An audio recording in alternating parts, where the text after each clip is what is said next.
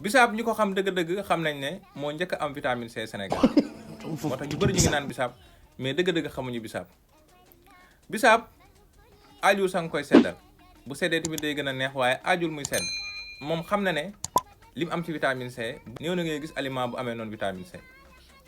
bisaab dafa am vitamine B. bisaab dafa am ay minéraux yu am solo bokk na ci fer bokk na ci potassium bokk na ci magnésium. bisaab dafa am ay fibre yoo xam ne nii mooy tax nit ki bu ko naanee day digérer normal.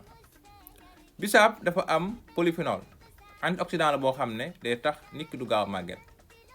bisaab dafa am acide malique nag ñu ko xam dëgg-dëgg bépp lekk mu am dañ ciy nekk parce que day tax nit ki di gaaw a digérer normal.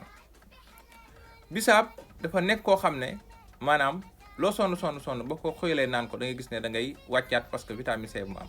bisaab kenn du moom waaye bisaab bi li ngeen ci naan dafa ëpp lool te tout texte est nuisible wàññi leen bisaab bi.